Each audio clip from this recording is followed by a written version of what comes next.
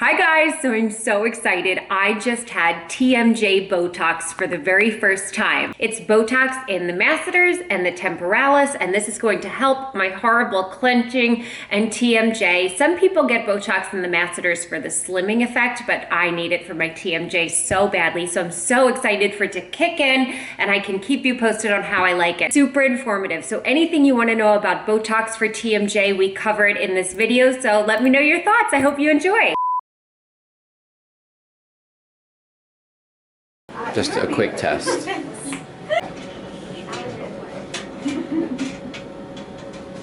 I'm constantly. Up here, or is it in the actual joint itself? No, it's like. Yeah. Okay. Look, that's part of the masseter This muscle. hurts. Yeah. That's part of the masseter muscle.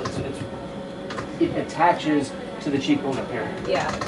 So what we're doing is we are going to deposit a little bit of Botox into the masseter muscles and the temporalis muscles. Specifically, I'm going to put in probably about 4 different injection sites into the masseter and then 4 or 5 into the temporalis. The temporalis spans all the way back here and the masseter is all down here. I like to hit both of them because they're both responsible for clenching down. Yeah, that's what we're doing. This will help with her TMJ dysfunction. Okay. I'm gonna have you clench down and relax. Perfect. Clench down. Got it. So it's important when doing this to go to somebody who does this. Relax. Perfect. And the reason is being familiar with the anatomy is super important because there's a muscle here. Here it's called the risorius muscle. There's the zygomaticus major, the zygomaticus minor. There are a bunch of different muscle groups that are responsible for our ability to retract our cheeks and facial expression, and we don't want to hit those muscles, otherwise she's going to look funny for a little bit. You wouldn't be too happy with me if you looked funny. Dr. Claire wouldn't be happy. You know I'm currently botched, right? I've Botox. I've seen. I don't see it personally, but Such a gentle hand. gentle touch. What a gentle touch. Call me a gentleman. Whoa. Sexy. Alright, clench down. These ones could be a little bit pinchier. Relax. Perfect. You got it. A little bit pinchier. Clench down. Relax. You got it. And relax.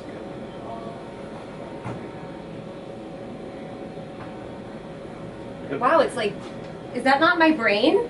Like, No, why that- so high? That's directly into the brain. That was requested by your partner. What are we doing? Why are we so high in my brain? So the temporalis, clench down, relax. You feel. Take your hand. Put your hand there. Okay. Feel where the temporalis is. Clench down. Oh, You I feel it. It goes all the way back here. Oh, it like shoots up. Correct. So now, why aren't I injecting back here? I'm not injecting back here because Yeah. the fibers back there are responsible for what's called retrusion of the mandible, which means pushing the jaw backwards. Yeah. We don't want to shut those off. Why would we want to shut those off? What we want to shut off are the ones that are pushing the jaw upwards. Yeah. Those are the anterior fibers here that run vertically. Right. So why are we up here? Because we're trying to hit your brain. That's why we're up here. I like that. The reason I have you clench down is because it's just an effective distraction technique. It actually has no bearing on what I'm doing. Are you being serious? Clench down. Yep. Relax. You got So glad I heard that. it. Now you know my secrets. No, you know. Now I know it's gonna hurt. Clench down. Relax. Yep. Clench down. You got it. Relax. I thought it was so you know where to like inject based on where I'm so yes, clenched. yes, that too. Yes, that too. Your anatomy is very clear. Clench down. You don't want to go in front of here. What That's happens if you go in front? There are Crooked smile, like yes, I have now? That's exactly right. That's exactly right. Okay. So what we like try to avoid when doing masseter Botox Yeah. is going anterior or in front of this part right here. Uh-huh. Right? So if you go in front of here and you hit the muscle, the risorius or one of those other muscles, you will Yeah. smile funny for a while. So that's why I always give instructions to the patient afterwards to make sure that you're not rubbing the area for Yeah. at least 24 hours. Uh-huh. Because then the solution that I deposit can travel. One of the things that we look out for is to make sure that we're not rubbing the area vigorously because we inject it in a specific place And if we deposit the solution here and you start rubbing it, it can travel. Then you could smile funny for a couple of weeks because of the location of other facial expression muscles. How often would somebody need to get TMJ Botox? Same as regular Botox? Yeah, so 3 or 4 months is typically what I see patients for, but full discretion, it's never my intention to do multiple treatments of Botox. Sometimes we'll do 2, maybe 3 over the course of treatment, but I'm never hoping to just stay with Botox as an effective treatment plan. It's an excellent adjunctive therapy, meaning it's something that can really help while we're getting to the root cause of what's going on. If you stop Botox in the Masseters, like for TMJ, will your TMJ get a little better? Like, you know how you get it in the forehead, it kind of like relaxes the lines a little more? Yes, Like, so the way that Botox works is essentially, why do we get Botox in the forehead? We get Botox in the forehead because our lines show up. Why do our lines show up? Our lines show up because we raise our eyebrows. There's a muscle here, it's called the frontalis. That muscle allows us to raise our eyebrows. If we put Botox in the frontalis, our brain tells our muscle to lift up, but the muscle doesn't listen. So there's a connection between a nerve and the muscle, and it stops the connection so that the two don't interact.